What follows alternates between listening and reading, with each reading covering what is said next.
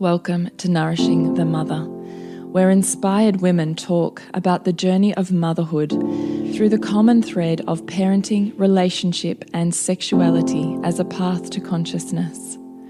We ask, in what ways can we show up more fully, live more meaningfully, parent more wholly, and love more unconditionally?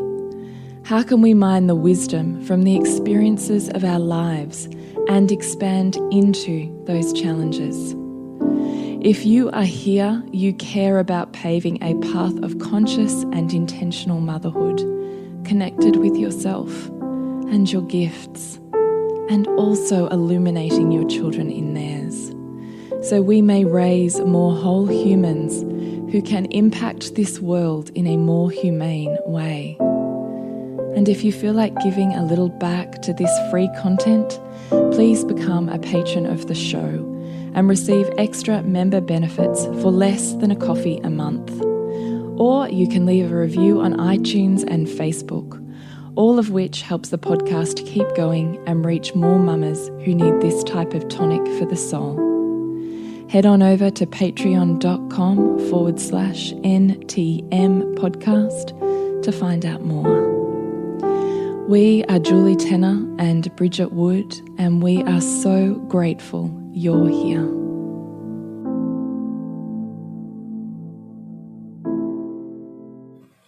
Hello and welcome to Nourishing the Mother. I'm Bridget Wood, and today it's just me. Julie is enjoying a long girls' weekend with the school mums, and I thought I would take the mic and riff a little bit on a social media post that I did today, which I feel really touches into where a lot of people feel things are at on a global scale, and then how that is distilled down into parenting values for many of us. But before we get to that, I would love to remind you to jump onto nourishingthemother.com.au and sign up to our newsletter, where we do get in touch with you every once in a while with our latest happenings and sometimes some story sharing that we don't always do on the, more out there, less intimate social media space. And again, thank you to those of us who are supporting this podcast on Patreon, because it really helps us keep this podcast going for you, which is now 5 years on the air, which is pretty awesome. So I'm going to get into it, and I'm going to start with reading this, and maybe you saw it, maybe you didn't.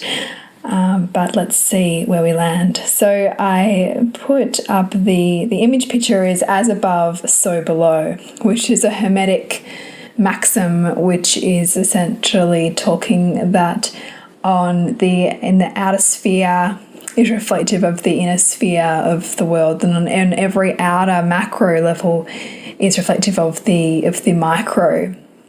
And what you see on the outside is reflective on the inside. So basically the mirror and the pattern that we see throughout behaviour systems on every level. So I begin. We may never really know what's truly at play amid the global events happening now, except that it's in some way functional for the evolution of humanity. What they reveal are deeper workings of ancient domination systems that seek to keep people compliant for fear of survival or social ostracism.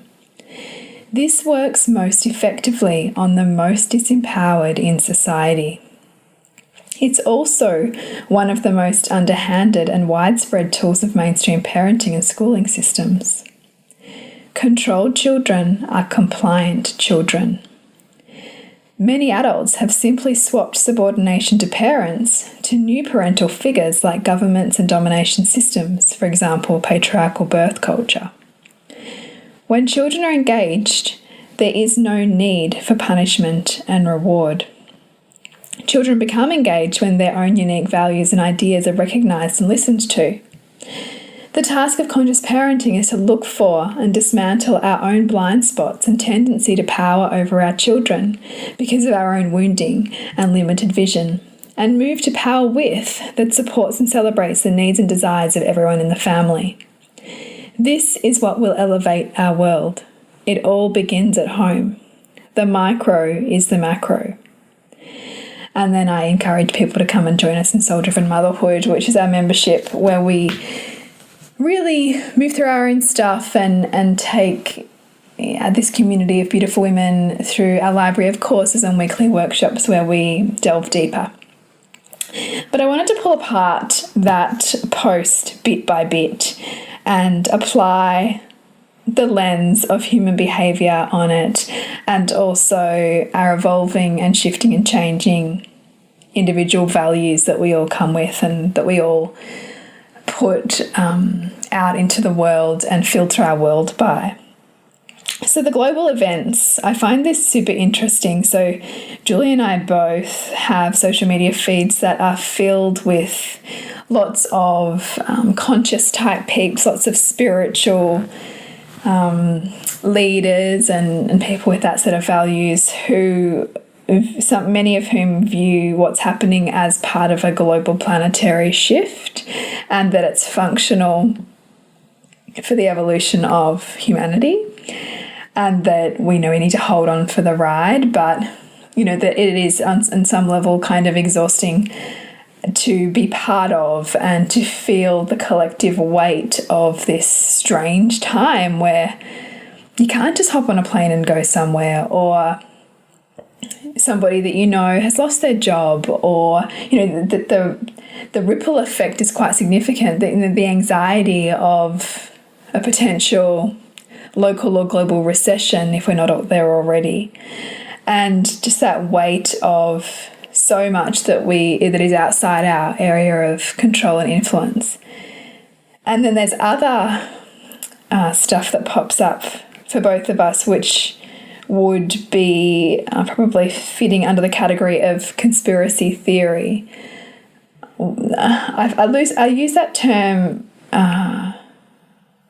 with some reservation because I think that it's being thrown about a lot by mainstream media at the moment to bundle up anything that doesn't fit the dominant narrative, or bundle up anything that doesn't fit what's agreed upon currently by experts around the COVID-19 pandemic, because as we know that's evolving a lot, and that there's some consternation across the world on the numbers, on whether it's still classified as a pandemic, particularly in Australia, the quality of the testing that's being used. Are we picking up just this strain, or are we picking up different strains of coronaviruses, which is the common cold many coronavirus strains are? And also that we know that there's a level of benefit that authorities can gain out of the control that they can have over populations as a result of the measures that are being taken, such as biosecurity laws and things like that. So I use that term with the knowledge that it's probably not always accurate. However, at the same time, conspiracy theories historically, in the truest form, do emerge when populations of people feel out of control and threatened and insecure. So it's much easier to project all of that anxiety and fear and turn it into almost like a blame onto the other. Like that there must be somebody or something responsible for this mess, or somebody controlling it, so that even though I might not like it, there's something bigger at play that I can attach to or make wrong in order to somehow feel okay in myself. So they can emerge from those felt sense within the human psyche of someone needing to be responsible. But I do wonder if, what if everything that's happening right now is actually being, is actually unfolding in such a way that it is deeply meaningful for us as a human species to learn how to create more skills and mastery and an insight into how to evolve at a faster pace. Like, the technology is asking us to evolve at ever greater speeds as a species, and challenges like what we're facing make us do what would be previously thought of as impossible. The number of systems that have had to be orchestrated and fast-tracked, what would normally take 10 years is taken a few months in some cases. And some conspiracy theorists will say, well, this is all engineered in order for us to get to a cashless society, or it's to push the World Health Organization's vaccine agenda. It may or may not, I don't know, and I don't think that any of us can honestly, truthfully know the extent to what's really going on, if there is a bigger agenda at play. But I certainly find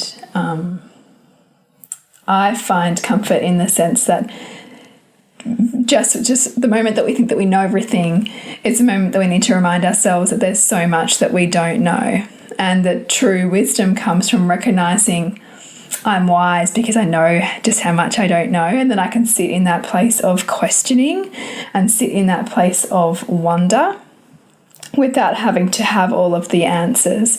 And that, that ability to sit in critical thought without projecting a self-righteous opinion onto something is where we then invite true wisdom to come in, which I think is a great place for us to sit, at this point in time, and also to bring us back into our own circle of control, because it can be really easy to become swept up in all that we can't influence and all that we can't control right now. And particularly as mothers, and particularly with the influence that we have within our homes, and the all of the roles and responsibilities we're asking ourselves to embody, to come back into what we can influence and what we can control is really important for ourselves and for our own mental and emotional health right now, and also for our family. So I think it's a really good point to make at this juncture. And so then I go on to say that this is revealing deeper workings of domination systems that seek to keep people compliant for fear of survival or social ostracism. So domination systems, have the most power over over those populations who are the most lacking in education and financial and social empowerment. So the more that you are focused on survival, the more you're unable to influence the broader outcomes of a society, and the more that you are reliant upon governments and systems to look after you because you don't have the means, right? And so they're typically the people who are most at the mercy of, what we would say are more draconian measures. And that's the challenge, isn't it, for those of us who, if you think about Maslow's hierarchy of needs, and that you really can't be, unless your basic survival needs are met, you're not actually able to get to self-actualization. You're stuck in the more basic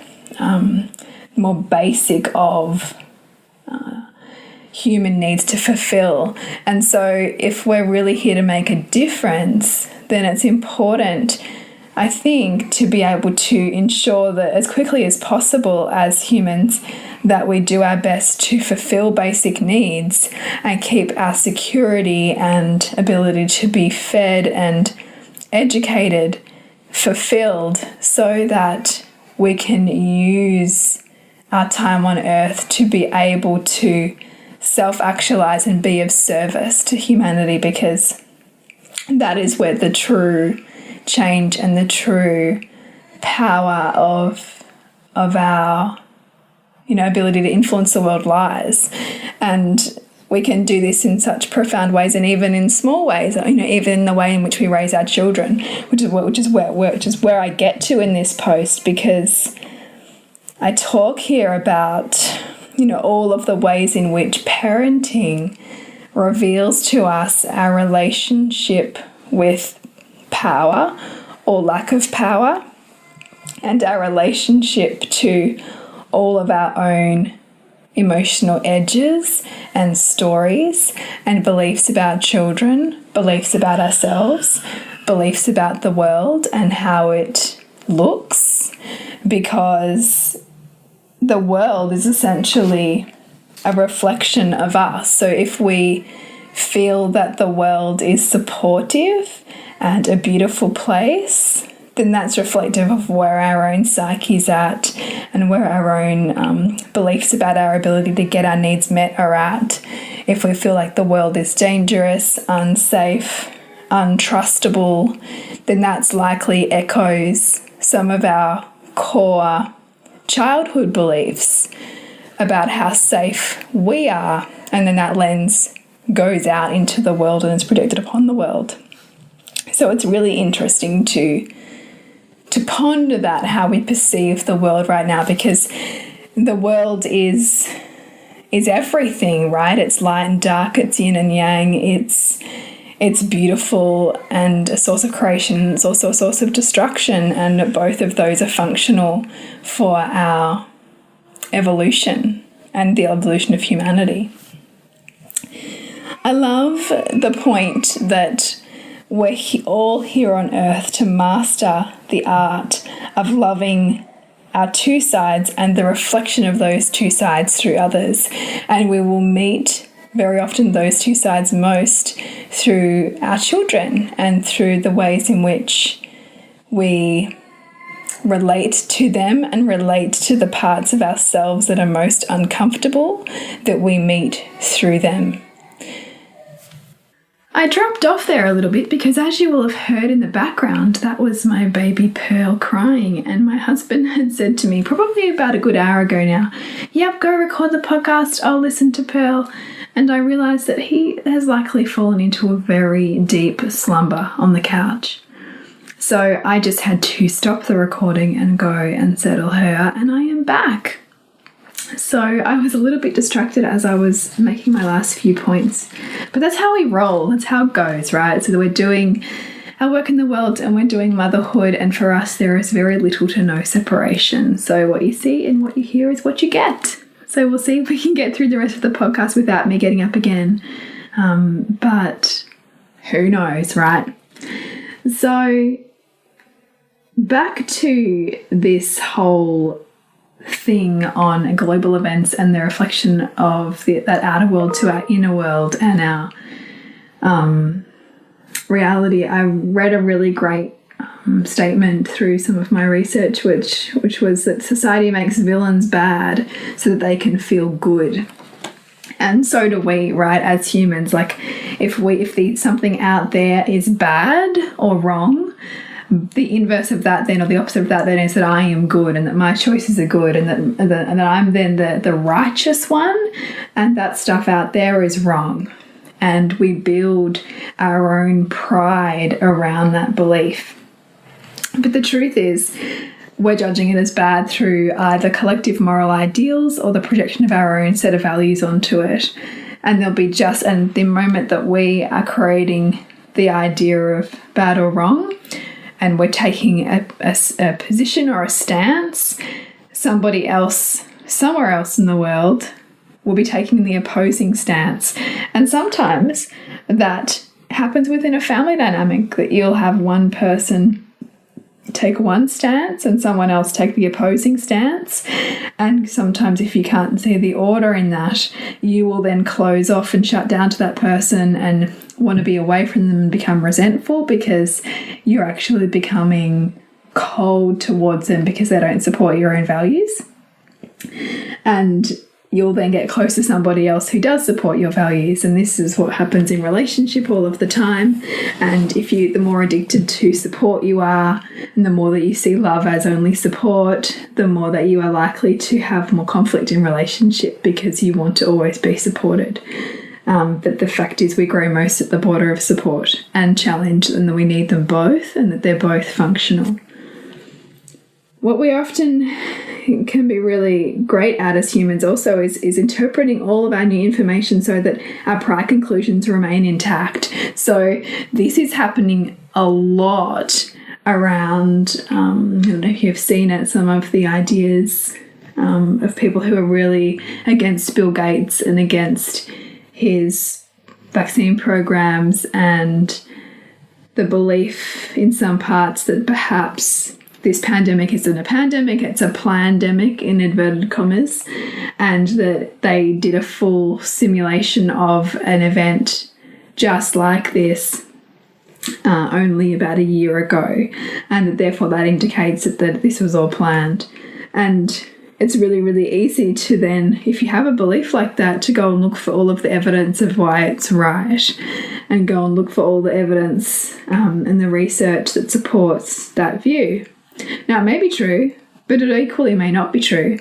And it's really important for us to notice when we become so polarized that we discount anything that challenges our dominant belief of something that's right or wrong, right?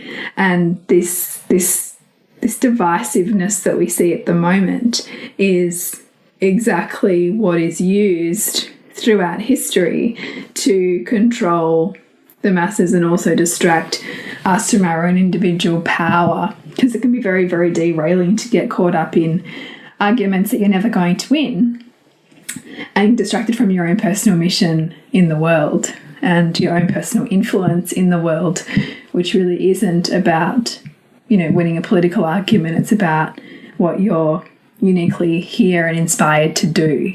So it's interesting to notice where you yourself do that, because I think confirmation bias like that is a function of human behavior, and we all do it, and it's likely part of all of our own shadows, right? And it's just becoming aware of it and being willing to be humbled enough to go, what if everything I think is not right? Like, my husband and I often have this conversation, like, I know, like, we feel like this, but like, what if the opposite's true? Like, and sometimes you can feel like you're living in a parallel universe, and to know that you can love another for their choices, even if they're really different to yours, is also the degree to which you can love yourself and the own evolution of yourself as you grow and shift and change in your beliefs. Because you will, as you climb in your own spheres of awareness and influence. And also, the more that you can love those pieces and appreciate their function, the more that you can appreciate your child's very likely different set of values to you, because in a family you're going to have all different kinds of values and expressed and traits expressed for the function of the whole family and the dynamic that's seeking to help everybody grow. On the other piece of what's happening on a global level, and what can happen among conscious communities in denouncing it, is also this principle that the large and successful can stoke suspicion and cynicism from the small and unsuccessful, because it's really easy to blame the 1% or to blame organised power or capitalism for the challenges of the many. But what I love challenging myself with is the truth that even if I don't agree personally with those big, conglomerates or companies or power structures, they are ultimately serving providing an enormous service to humanity, and they're ultimately caring through the form of selling for vast numbers of people. So they're actually loving humanity, even if they serve humanity in ways that I might find challenging. So what that then does at an individual level, if we're willing to see it that way, it asks us to wake up our service. Okay, well, in what ways am I contributing to humanity? In what ways am I of service? In what ways am I making a difference? Because if we spend all of our time judging what we think is wrong, then we never wake up our ability to, really come from an authentic place of serving what we think is right, So it's really worth considering, I think, anyway. What else did I have? Oh, I love this this quote from Desmond Tutu, who said, "Your enemy is your friend waiting to be discovered." And I love the idea of playing with that as tussling with the thing that I feel most triggered by or challenged by at the moment within myself, within my child, within my relationship, within how I see the world right now. What if the thing that I want to most oppose or disown is a piece of myself or a piece that I'm looking to bring under my wing and become close to, but that I've turned into the other or the wrong because it feels so uncomfortable, or I have all these reasons why I can't befriend that. I think it's a really beautiful way to frame the fact that everything is a mirror, and that even the ugly bits or the things that we want to make wrong are just as much a part of our wholeness as the things we want to make right. And so I think that's a lovely thing to consider. So my other point here is talking about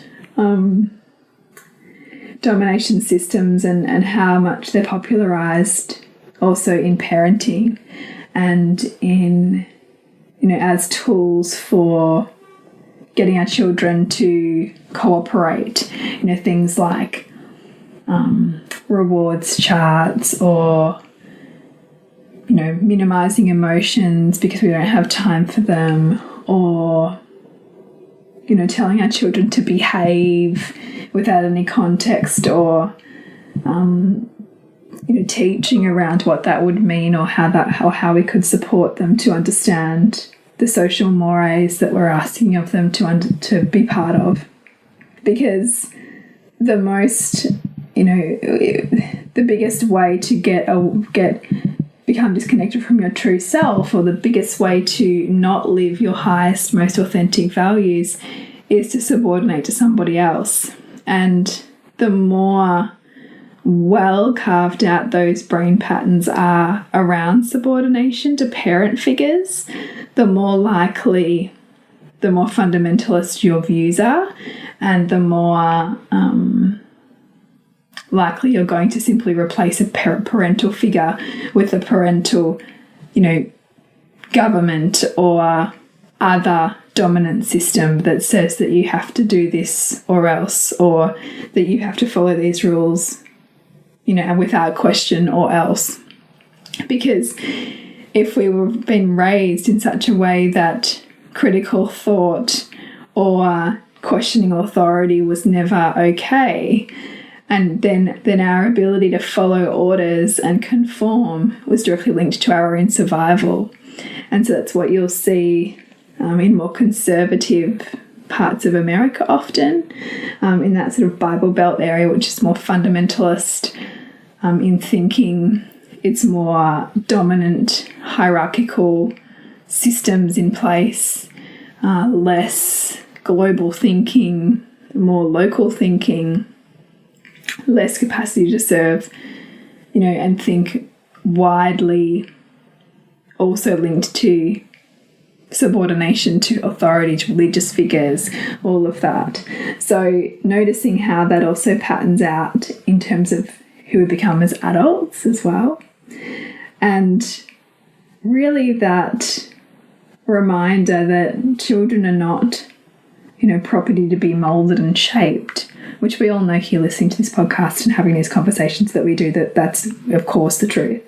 However, a lot of dominant societal ideas are still around class and family influence and children to be shaped and guided and kind of cajoled into, many of the dreams and wishes of parents, not recognizing that the truth is that every human has their own soul. Every human, even before birth, a child has a unique set of values.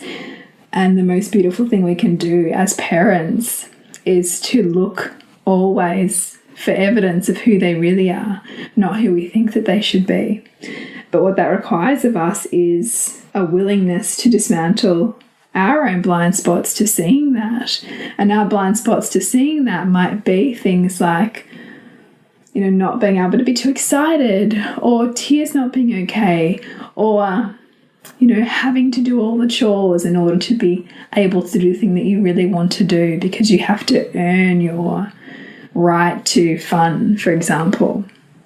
And those are really old beliefs that we often come with and don't question until we're confronted with other ways of being and doing and having experiences as families and experiences as mothers. And what I love in all of the conscious communities that we have, both online and in real life, is that we get to see examples of women and families and people doing things differently and questioning dominant narratives and being willing to change them and dismantling systems and challenging educational leaders and looking deeply at our children and what they're seeking to express, because right there in that beautiful place of seeing our children's light and seeing their eyes sparkle is where we get to remember that part of ourselves as well. And in giving our children deep permission and presence to be the magnificent unfolding of who they are, we get to go back and give that to those pieces of ourselves that we either consciously or unconsciously, shut off because it wasn't okay in that moment to express our truth. And that is why, for all of the, days and moments where motherhood can feel burdensome and overwhelming or, just relentless at times, it is just as much, we receive so much too, we receive an enormous amount of love and connection and opportunity to grow alongside our children. And that is where I think those glimpses where we truly grasp that are worth their weight in absolute gold when it feels hard. So that is kind of what I want to leave you with on this riff around my latest post and around, really our parenting being kind of a mirror to ourselves and a mirror to the world. And that in this time of global uncertainty and strangeness, that you maybe can find a way to be reflective on the purpose and function of it and use it to come back into connection with yourself, with your children, with your circle of influence and control, and see it as skill building and connection deepening and big dreaming, because we're moving at kind of lightning speed in terms of human evolution at the moment. Like, what's happening in so many ways is unfathomable, and that can be both heavy and uncertain and anxiety inducing, and it can also be a birthplace of potential.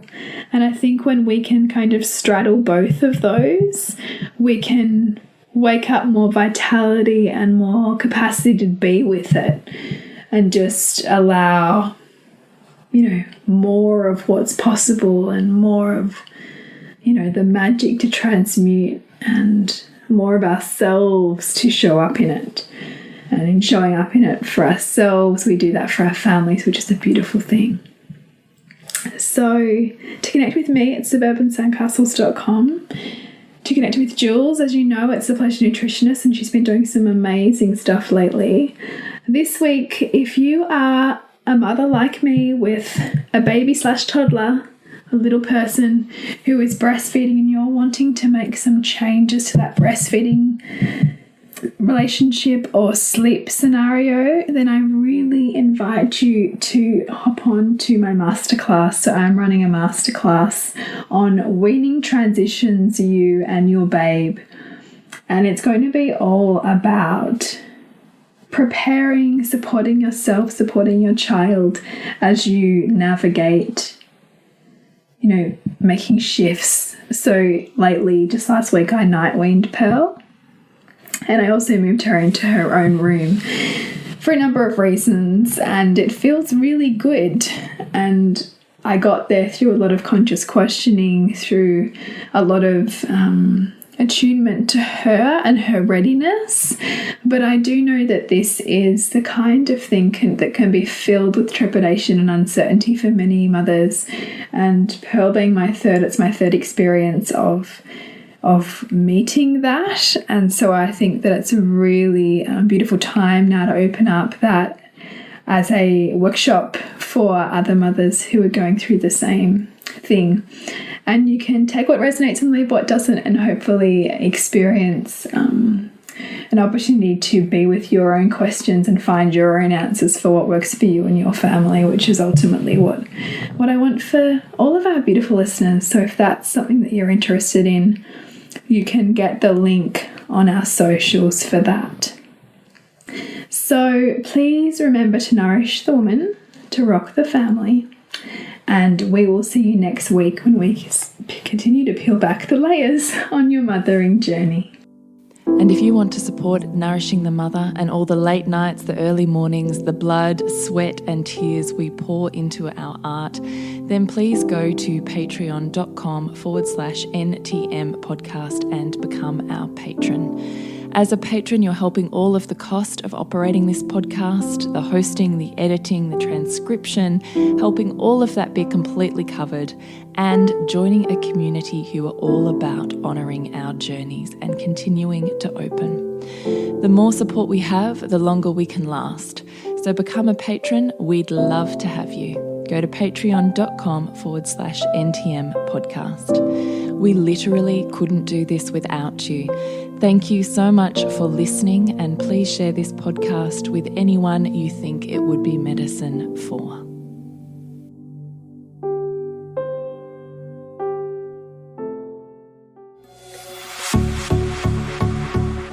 This has been a production of TheWellnessCouch.com. Check us out on Facebook and join in the conversation on Facebook.com/TheWellnessCouch. Subscribe to each show on iTunes and check us out on Twitter. The Wellness Couch, streaming wellness into your lives. Whilst the Wellness Couch presenter endeavor to provide accurate and helpful information to their listeners, these podcasts cannot take into account individual circumstances and are not intended to be a substitute for health and medical advice from a qualified health professional. You should always seek the advice of a qualified health professional before acting on any of the information provided by any of the Wellness Couch podcasts.